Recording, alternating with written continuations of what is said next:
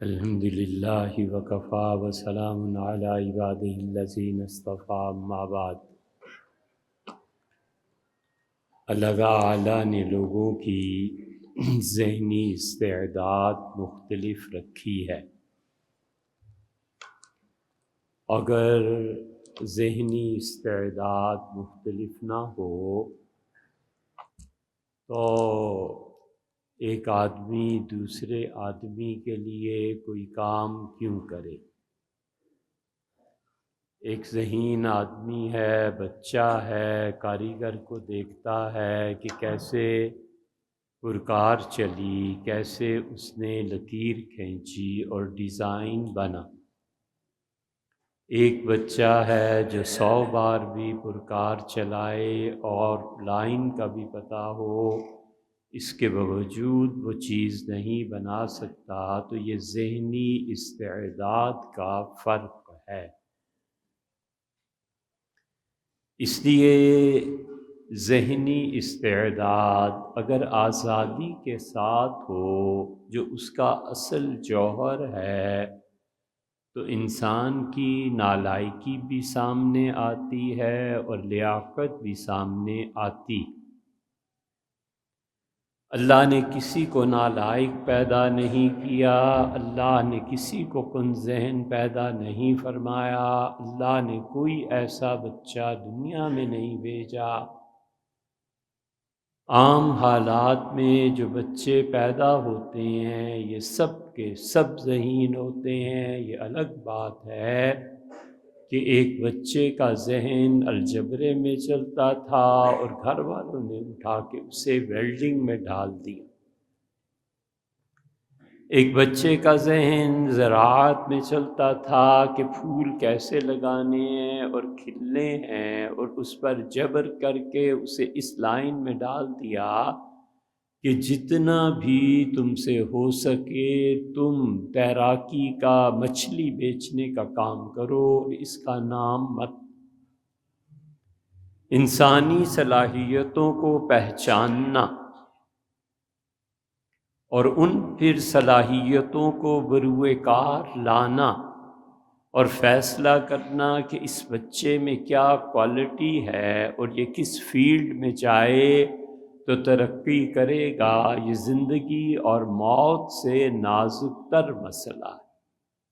مر گیا، جان چھٹی، قبر ہے، رو لیے، لیکن کسی بچے کو جس میں مچھلی بیچنے کی صلاحیت ہے، اسے کہنا کہ تم قومی اسمبلی کے اسپیکر بن جاؤ، یہ پوری قوم لے ڈوبے گا، اس لیے کہ اس کی استعداد ہی نہیں ہے کہ وہ اسمبلی میں بیٹھنے کے قابل ہی نہیں ہے کہ وہ بتائے کیا چیز صحیح اور کیا چیز غلط۔ اس لیے ذہنی استعداد میں جتنے بچے پرورش پاتے ہیں، سوائے 2 بچوں کو چھوڑ کے، انہیں جب یہ تعلیم دی جاتی ہے کہ بچے تعلیم حاصل کر کے نوکری کرنی ہے اور تعلیم حاصل کر کے کمائی کرنی ہے، تو ایسے بچے تعلیم حاصل کر کے، تعلیم برائے معاش، تعلیم برائے پیسہ، تعلیم برائے معیشت، وہ پھر اعلیٰ درجے کے کلرک پیدا کرتی ہے۔ کلرک رہتا ہے، اعلیٰ درجے کا کلرک ہو جاتا ہے، ہیڈ کلرک ہو جاتا ہے۔ گورنمنٹ کے سارے سیٹ اپ میں چونکہ اس کا مقصد تعلیم کے ذریعے کمائی کرنا تھا، تو اس کلرک کا نام آپ چیف جسٹس رکھ لیں، اس کلرک کا نام آپ چیف رکھ لیں، اس کلرک کا نام وزیر اعظم رکھ لیں، اس کلرک کا نام صدر مملکت رکھ لیں، اس کلرک کا نام آپ وزیر اعلیٰ پنجاب رکھ لیں۔ کہ کووڈ کیا چیز ہوتی ہے؟ کاٹتا ہے یا کوئی کیڑا ہے؟ اس لیے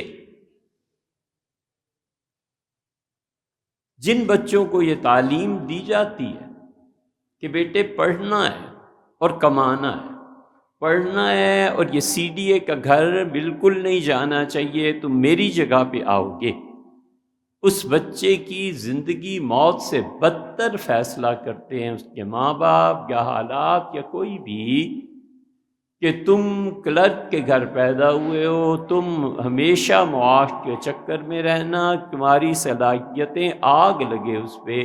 یہ زندگی اور موت سے بدتر نظام تعلیم جو کلرک پیدا کرتا ہے، ہیڈ کلرک ہو یا ایک عام کلرک۔ حال ہی کو بہت چاؤ سے پنجاب یونیورسٹی نے اپنے کانوکیشن میں بلایا، 1910 ہوگا 12 ہوگا، تاریخ ہمیں زیادہ اس وقت خیال میں نہیں، لیکن حال ہی کو بلایا، اور دنیا بھر کے بڑے بڑے گورے اور بڑے بڑے پنجابی اور سب پنجاب یونیورسٹی کا کانوکیشن تھا، بڑے بڑے لوگ آئے ہوئے تھے۔ اور حالی جب تقریر کرنے کے لیے اٹھے تو حالی نے لوگوں کو کہا، یعنی پبلک کو جب انہوں نے خطاب کیا تو انہوں نے کہا میں مبارکباد دیتا ہوں پنجاب یونیورسٹی کو، ان کے بڑے تعلیمی کارنامے ہیں، ماشاءاللہ اتنے عرصے سے پنجاب یونیورسٹی کام کر رہی ہے، اور کوئی شبہ نہیں کہ ہندوستان کی غلامی میں جتنے زیادہ کلرکس پنجاب یونیورسٹی نے پیدا کیے ہیں، اتنے ذہنی معذور اور third class clerk Punjab university کا مقابلہ ہے۔ سکتہ طاری ہو گیا، لوگ حیران کہ یہ حالی کیا رہے ہیں۔ حالی نے کہا تھرڈ کلاس کلرک تم پیدا کر رہے ہو، تمہارا نظام تعلیم یہ کچھ نہیں، اس سے بدتر صورتحال اب ہے۔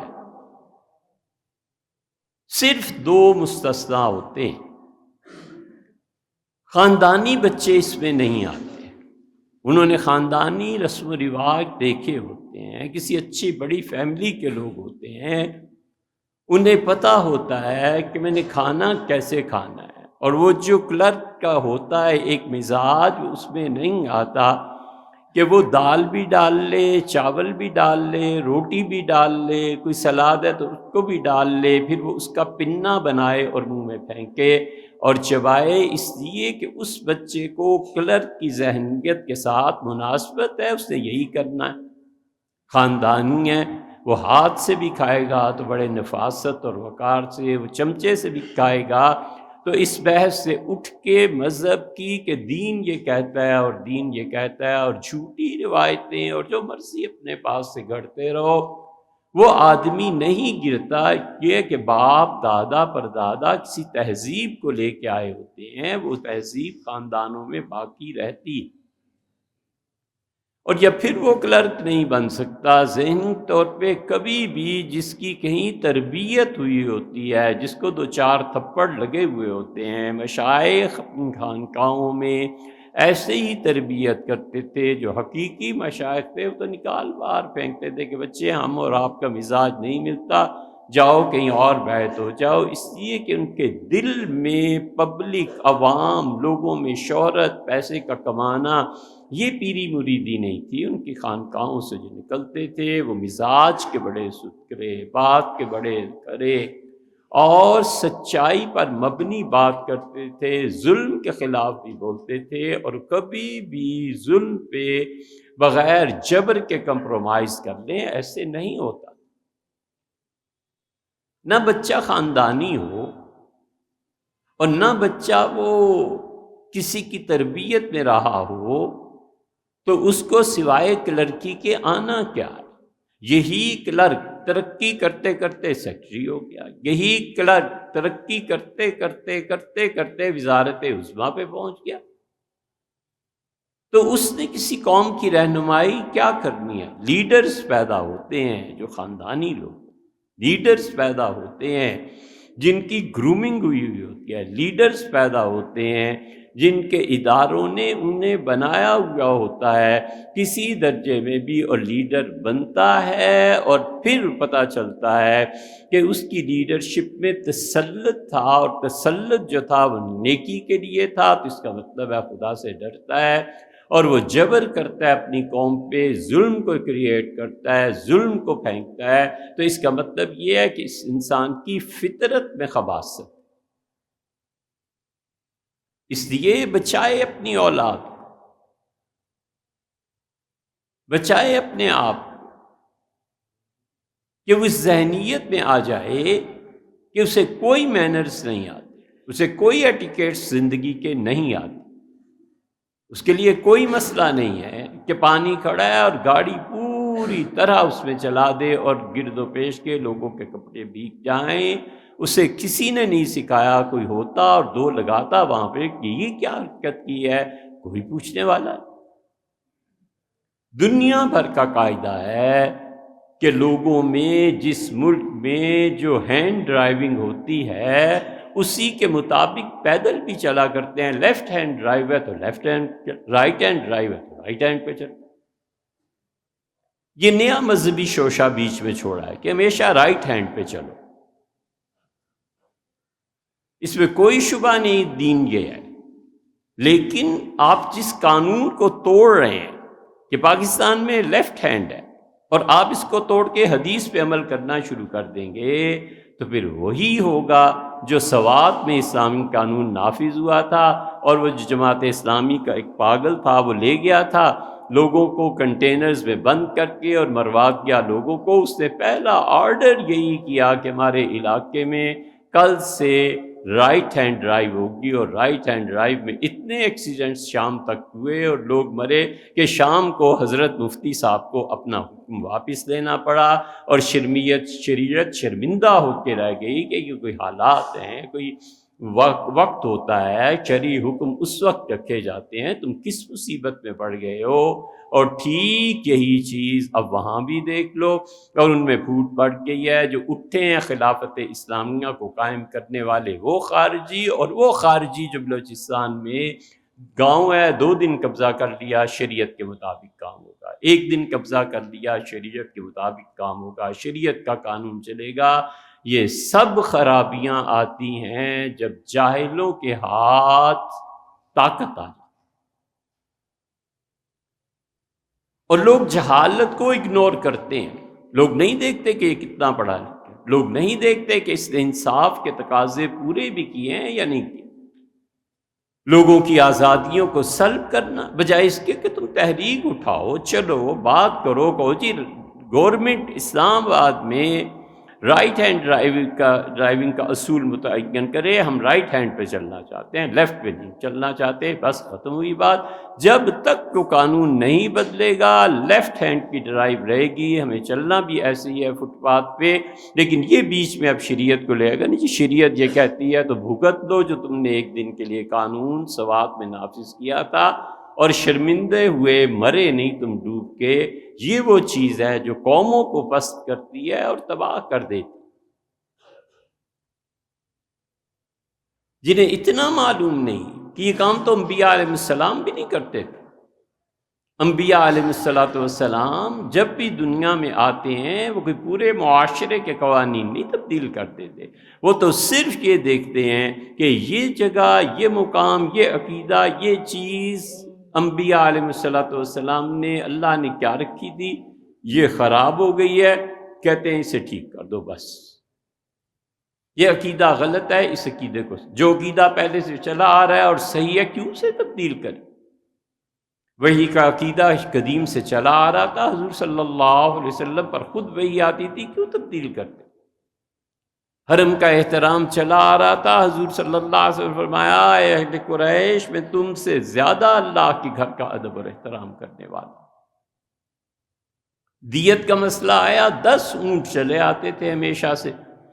نبی کریم صلی اللہ علیہ وسلم کے دادا ہاشم نے کہا عبد المطلب نے کہ اگر اللہ مجھے 10 بیٹے دے تو میں زمزم کا کنواں کھود نکالوں اور یہ کر دوں اور یہ کر دوں۔ اللہ نے انہیں 10 بیٹے دیے تو انہوں نے کہا بیٹوں میں نے نظر مانی تھی کہ اللہ کے لیے ایک کو ذبح کروں۔ بیت اللہ میں پہنچے، کاہن نے فیصلہ کیا، اس لوگوں نے کہا عبداللہ کو نہ ذبح کریں، عبد المطلب آپ کا عبداللہ بیٹا بہت چھوٹا پیارا ہے، نہ کریں اسے۔ تو انہوں نے کہا میں اللہ سے ڈرتا ہوں، میں اپنی نظر پوری کروں گا۔ گئے کاہن کے پاس، کاہن نے 2 پرچیاں ڈالیں اور کہا ایک آدمی کا خون 10 اونٹ کے برابر ہے، پرچی اٹھاؤ۔ پرچی اٹھائی تو اس پہ حضرت عبداللہ کا نام نکل آیا۔ بڑا عقل مند تھا، اس نے کہا 2 پرچیاں اور ڈالو۔ اب جب پرچی اٹھائی تو حضرت عبداللہ کا نام نکلا، لیکن دوسری پہ لکھا تھا 20 اونٹ۔ اب تیسری مرتبہ ڈالا تو عبداللہ کا نام نکلا، اور اگر 30 اونٹ ہوتے ہوتے جب 100 اونٹ کی پرچی پڑی تو 100 اونٹ کی پرچی نکل آئی اور عبداللہ بچ گئے۔ حضور اقدس صلی اللہ علیہ وسلم کے دادا نے کہا کہ اس کا مطلب ہے اللہ اس پہ خوش ہے کہ 100 اونٹ اگر میں قربان کر دوں تو میرے بیٹے عبداللہ والی نظر میری پوری ہو جائے گی۔ 100 اونٹ ایک آدمی کی دیت مقرر ہو گئی، ایک آدمی کی قیمت گویا خون کی مقرر ہو گئی۔ حضور صلی اللہ علیہ وسلم نے آ کے نہیں بتا۔ انبیاء علیہ السلام اس لیے نہیں آتے کہ کلی طور پہ معاشرے کو تبدیل کر دیں، بلکہ وہ عقیدہ یا عمل جو اللہ کی مرضی کے خلاف ہوتا ہے بس اسے وہ تبدیل کرتے ہیں اور کچھ نہیں کرتے۔ اس لیے مذہب کے نام پہ انسانی آزادیوں کو سلب کرنا، مذہب کے نام پہ جنس کا استحصال کرنا، مذہب کے نام پہ پیسے کا غلط استعمال کرنا، یہ ہمیشہ مذہبی قیادت کی کمزوریاں رہی ہیں، پہلے بھی تھیں آج بھی۔ لوگوں کے چندے اور پیسے، اس مال کا استحصال کرنا، اپنی کوٹھی بن گئی، اپنا پلاٹ لے لیا، رمضان آیا، لوگوں نے عشر، زکوٰۃ، چندہ، یہ وہ چیزیں دی، اب بیٹے کا پلاٹ بن گیا، پوتے کا پلاٹ بن گیا، اب حضرت مفتی صاحب کا اتنا بڑا بنگلہ بن گیا، کوئی پوچھنے والا نہیں کہ حضرت یہ کہاں سے آ گیا۔ جنسی استحصال، 70 اور 80 سال کے بڈھے ہم نام گنوائیں، چترال گئے، 13 سال کی لڑکی سے شادی ہو گئی، 12 سال کی لڑکی سے شادی ہو گئی، خوش ہیں، شادی ہو گئی ہے، اور وہ سارا خاندان 10 لاکھ میں خرید لیا، 20 لاکھ میں خرید لیا، اپنی بیٹی کا رشتہ 10 سال کا دو نا۔ یہ مذہبی قیادت ہے جو انسانی آزادیوں کو ختم کر رہی ہے۔ مال کی کرپشن، اس کی کرپشن، اور مذہب کے نام پہ لوگوں کی کسی بات کو نہ سننا اور لوگوں کو محکوم بنائے رکھنا۔ ہم کس کو مثال میں پیش کریں؟ ان ظالموں کو یا اس ہستی کو جس پہ ہمارا ایمان ہے اور جس کے متعلق حضور صلی اللہ علیہ وسلم آیا تھا میرے بعد نبوت ملنی ہوتی تو اسے ملی۔ مصر فتح ہوا، پہلا گورنر جو مصر کا حضرت عمر رضی اللہ عنہ نے رکھا وہ عبداللہ ابن سعد تھے ایک، اور حضرت عمر بن العاص رضی اللہ عنہما دو۔ اور عمر بن العاص رضی اللہ عنہما پر اس موجودہ مصر کے کچھ علاقے تقسیم فرمائے اور فرمایا عمر تم یہاں پر حکمرانی کرو، اور عبداللہ بن سعد کو کہا کہ یہ علاقہ ہے جہاں پر تمہاری حکمرانی ہے۔ بہت بڑا علاقہ، 2 صوبے گویا انہوں نے بنا دیے۔ اعلان ہوا سے عمر بن العاص رضی اللہ عنہ کی طرف سے کہ فلاں دن گھڑ سواری ہوگی اور جوان لڑکے گھوڑے دوڑائیں گے، اور جو بھی گھوڑا پہلے نمبر پہ آیا اسے یہ انعام ملے گا۔ بالکل ٹھیک ہے، گھوڑے دوڑانا شروع ہوئے، اور عمر بن العاص کا بیٹا محمد، بہت صلاحیتیں، سب کچھ تھا، اس نے گھوڑا دوڑایا، اور اس نے دیکھا کہ گھوڑے نے جہاں تک پہنچنا تھا ایک اور لڑکا اس کے ساتھ ساتھ پہنچ گیا ہے، پھر دیکھتے ہی دیکھتے اس کا گھوڑا آگے ہو گیا، اور جو متعین جگہ تھی اس پہ جا کے اس نے اپنے گھوڑے کو روک لیا، اور محمد بن عمر بن العاص کا گھوڑا دیر سے پہنچا۔ وہ بڑا خوش تھا اپنی فتح۔ اس محمد نے اتر کر اسے درہ مارا، پھر درے مارے، اور کہا خذ، لے، برداشت کر، انا ابن الاکرمین، میرے ننہال اور میرے ددیال، تو نہیں جانتا کتنے بڑے خاندان کا بچہ ہوں میں، میرا خاندان کتنا بڑا ہے۔ اپنی شخصیت صفر کر کے قیمت لگواتے ہیں، میرے ماموں آئی جی ہیں، میرے چچا، یہ تم کیا ہو، تمہاری اوقات کیا ہے، کتنا پڑھا ہے؟ کون پوچھتا ہے آئی جی کو اور فلاں کو اور فلاں کو؟ زیادہ سے زیادہ تم یہی کر سکتے ہو کہ اس کو اس کی ڈیوٹی سے ہٹا کے دوسری جگہ لگا لو، اور کر کیا سکتے ہو؟ تمہاری نالائکی تو پھر بھی قائم رہی نا۔ اس قبطی نے، دیہاتی نے کوڑے تو سہ لیے، مگر اس نے سفر اختیار کیا اور مدینہ منورہ پہنچا، اور اس سے پہلا جملہ امیر المومنین رضی اللہ عنہ کو دیکھ کے کہا کہ انی عذت بمعاذ، حضرت میں اللہ کی پناہ مانگتا ہوں اور آپ کی پناہ میں آتا ہوں ظلم سے۔ سیدنا عمر رضی اللہ عنہ نے فوراً جواب میں کہا کہ انت عائز، میں تمہیں پناہ دیتا ہوں ظلم سے، بتاؤ کیا ہوا ہے، میرے پاس رہو، ٹھہرو، کیا ہوا ہے؟ اس نے کہا حضرت اس طرح ریس ہوئی ہے، میں آگے چلا گیا تھا، میرا گھوڑا آگے اور میں نے جیت لیا تھا مقابلہ، تو اس سے مجھے درے مارے ہیں، اور کہتا ہے کہ ابن الاکرمین میں اس باپ کا، میرے ننیال اور ددیال یہ ہیں، میں بڑی فیملی کا آدمی۔ سیدنا عمر رضی اللہ عنہ نے کہا میں تمہیں انصاف دلاؤں گا، اور خط لکھا کہ عامر بن العاص تم اور تمہارا بیٹا محمد دونوں مدینہ منورہ حاضر ہو جائیں۔ جب آئے تو سیدنا عمر رضی اللہ عنہ مسجد ہی میں تھے، سب لوگ بیٹھے ہوئے تھے، تو فرمایا بلاؤ اس مصری کو، وہ کہاں گیا؟ اس نے کہا حضرت یہ بیٹھا ہوں۔ سیدنا عمر رضی اللہ عنہ کھڑے ہوئے اور کہا محمد یہ واقعہ ایسے پیش آیا ہے؟ اس نے کہا جی ایسے پیش آیا۔ مجرم بھی جھوٹ نہیں بولتا تھا، سب جانتے تھے کہ سیدنا عمر رضی اللہ عنہ کتنے ذہین آدمی ہیں، جھوٹ کو کیسے نکلوا لیتے۔ اس کا حضرت یہ واقعہ پیش آیا، آپ نے فرمایا یہ عمر بن العاص ہے، اس کا تم حوالہ دے رہے تھے کہ تم اس کے خاندان سے ہو، اتنے بڑے ہو۔ عمر بن عاص بن وائل، یہ عاص جو تھا اور وائل جو تھا، سیدنا عمر رضی اللہ عنہ نے جب اسلام قبول کیا تھا، باہر نکلے تھے، تو قریش سے ان کی لڑائی شروع ہو گئی تھی، اور قریب تھا کہ قریش مکہ مشرکین سیدنا عمر رضی اللہ عنہ کو ختم کر دیتے، جان سے مار دیتے۔ یہی وائل، یہ عمر بن العاص کا دادا، آگے بڑھا اور اس نے کہا عمر خطاب کا بیٹا ہے، میرا اور اس کا آپس کا یارانہ تعلق ہے، خبردار جو عمر کو تم نے چھیڑا، ایک آدمی کا اختیار ہے جس دین کو مرضی اختیار کرے، کیوں تم اس کو مارنے لگے ہو، ہٹو یہاں سے۔ انہوں نے پناہ دی تھی سیدنا عمر رضی اللہ عنہ۔ سیدنا عمر رضی اللہ عنہ کا اچھا یہ تمہارے بیٹے محمد نے ایسے کیا، اور اپنا درہ پھینکا، اس لڑکے سے کہا مارو اس سے، اسے مارے درے، اور خوش ہوا، اس کا امیر المومنین انصاف فرمایا اور مارو، اس کا نہیں حضرت، جتنے درے مجھے لگے تھے میں نے اتنے کوڑے اسے مار لی۔ عمر رضی اللہ عنہ کا اس کو مار، عمر بن العاص کو، جس کے سر پہ اس کا بیٹا اچھلتا ہے، اور مار بھی اس عمر بن العاص کے دماغ پہ، سر پہ مار کہ اس نے اپنی اولاد کی یہ تربیت کی ہے۔ اور پھر سیدنا عمر رضی اللہ عنہ نے اس سے انکار کر دیا کہ صحابی ہیں، یہ ہے۔ سیدنا عمر رضی اللہ عنہ درہ لیا اور عمر بن العاص کے سر پر مارا، اور فرمایا یہ تمہاری تربیت ہے؟ یہ لڑکا کہتا ہے ابن الاکرمین، میں دو بڑے خاندانوں کا بیٹا ہوں، تم ہو اچھے خان، تم ہو ایسے، اور ان کے سر پہ مارا، اور وہ چپ کھڑے رہے۔ سارے صحابہ رضی اللہ عنہ دیکھ رہے تھے، کسی نے اٹھ کے کچھ نہیں کہا۔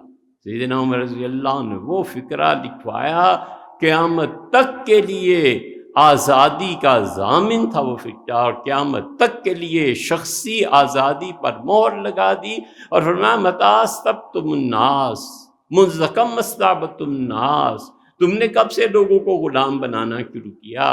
تم نے کب سے یہ ظلم مچایا ہے کہ لوگ تمہارے غلام بن کے رہیں گے؟ وَقَدْ وَلَدَتْهُمْ أُمَّهَاتُهُمْ أَحْرَارًا، ان کی ماؤں نے تو انہیں آزاد جنم دیا تھا، تم نے کب سے غلام بنایا ہے؟ لوگ یہ ظالم غلام بناتے ہیں، یہ ظالم لوگوں کی آزادیاں سلب کرتے ہیں، یہ ظالم ادب احترام کے نام پر لوگوں کے سوچنے پر پابندی لگاتے ہیں۔ سیدنا عمر رضی اللہ عنہ جب درے مارے تو عمر بن العاص رضی اللہ عنہ نے کہا، بس ایک جملہ عرض کیا کہ حضرت آپ اگر اپنے گورنرز اور اپنے بڑے لوگوں سے ایسا سلوک کریں گے تو عوام اٹھ کھڑے ہوں گے، ہماری کوئی عزت نہیں رہے گی۔ برداشت کر گئے، لیکن انہوں نے کہا حضرت بڑے عہدوں کی عزت نہیں رہے گی۔ سیدنا عمر رضی اللہ عنہ کا مجھے سکھاتے ہو؟ تمہیں پتہ نہیں ہے کہ حضور صلی اللہ علیہ وسلم وفات سے 3 دن پہلے مسجد نبوی میں تشریف لائے تھے، اور آپ نے فرمایا تھا لوگوں اٹھو اور میرے خلاف آؤ، میں نے کسی کو کچھ کہہ دیا ہو، کسی پہ ظلم ہو، کچھ ہو گیا ہو، آج آؤ اور بدلہ لے لو قبل اس کے کہ میں اللہ کے ہاں پہنچوں اور جواب دینا پڑے۔ اگر تمہیں یاد نہیں ہے کہ ایک صحابی رضی اللہ عنہ فلاں اٹھے تھے، ان کا تھا اللہ کے رسول آپ نے تیر چبھو دیا تھا مجھے، تو رسول اللہ صلی اللہ علیہ وسلم نے تیر پھینکا، ہم سب دیکھ کے آ اور مجھے تیر چبھو دے، اور وہ اٹھے آپ کے قریب آئے، آپ نے کہا چبھو مجھے تیر جسم میں، تو اس سے کہا اس دن تو میرے جسم پہ کپڑا نہیں تھا، بدر میں میں بالکل ایک لنگی باندھے ہوئے تھا، تو حضور صلی اللہ علیہ وسلم نے کرتا اٹھا دیا تھا اور فرمایا تھا اب مار لے، اب بدلہ لے لے، تو انہوں نے تیر پھینکا اور چمٹ گئے اور کہا عمر بھر کی خواہش تھی کہ آپ کے جسد مبارک کو بوسہ دے۔ ایک آدمی اٹھا، اس سے کہا اللہ کے رسول فلاں وقت آپ نے اتنے روپے لیے تھے، وہ ابھی تک واپسی نہیں ہوئی، فرمایا ابو بکر سے لے لینا، ابو بکر اتنا مال اس کا ادا کر۔ ہمارے لیے تو ماڈلز وہ ہیں۔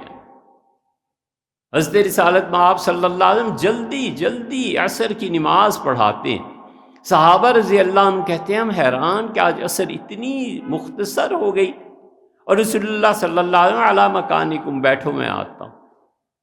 گھر گئے، واپس آئے اور آ کے کہا تمہیں پتہ ہے میں نے اتنی جلدی نماز کیوں پڑھائی؟ ہم نے کہا اللہ بہتر جانتا ہے، آپ بہتر۔ آپ نے فرمایا میں تمہیں نماز پڑھا رہا تھا تو مجھے خیال آیا کہ وہ چاندی کے کچھ پترے تھے، اور وہ پترے میں نے عائشہ رضی اللہ عنہا کو دیے تھے کہ یہ رکھ لو۔ پھر میں جب نماز تمہیں پڑھانے لگا تو مجھے خیال آیا کہ اگر یہ پترے گھر میں ہی رہ گئے اور مجھے یہاں کچھ ہو گیا اور اللہ جب سامنے پیش ہوں گا تو وہ پوچھے گا کہ فقر و فاقہ لوگوں پر اور تمہارے گھر میں چاندی تھی، تم یہ کیا کرتے رہے؟ تو میں نے جلدی جلدی نماز پوری کی اور جا کے میں نے کہا عائشہ اسے غریبوں میں تقسیم کر دو، میرے گھر میں الا وارسدہ الدین، سوائے اس پیسے کے جس سے میں قرض ادا کر دوں باقی کوئی پیسہ نہیں رکھا چاہیے۔ یہ ہیں حضور صلی اللہ علیہ وسلم۔ کوئی ہے جو سرکاری عہدوں پہ پہنچ کے ظلم نہ کرے اور سائیکل سے موٹر سائیکل نہ خرید سکے؟ یہ سب کیا ہے؟ وہ عہدے سے استعفیٰ بعد میں ہوتا ہے، اور اس سے پہلے انگلینڈ، امریکہ، آسٹریلیا، جزیرے، ہیلی کاپٹر، پتہ نہیں کیا کیا ہوتا ہے۔ یہ ظلم ہے، لوگوں کا خون چوس کے ان خاندانوں پر پالا جاتا ہے اور انسانی آزادیاں سلب کی جاتی ہیں۔ یہ ہے وہ چیز جو اللہ نے کہی ہے۔ اللہ نے فرمایا ہے ہمارے فرشتے ماریں گے انہیں اور یہ اس نشے میں ڈال دیں گے، یعنی مار اتنی شدید ہوگی اور بول نہیں پائیں گے۔ فرشتے پوچھیں گے فیما کنتا، زندگی کہاں گزاری؟ یہ ہے اختیار کا غلط استعمال، یہ ہے مذہبی قوتوں کا استبداد اور جبر اور ان کی جھوٹی روایات کے خلاف نہ بولنا، اور یہ ہے دولت کی نامنصفانہ تقسیم جو انسانوں کی زندگیوں کو کیا نسلوں تک کو برباد کر دیتی ہے، اور کئی صدیاں گزر جاتی ہیں، نہ ظلم کا نظام ختم ہوتا ہے نہ اس کے نتائج ختم۔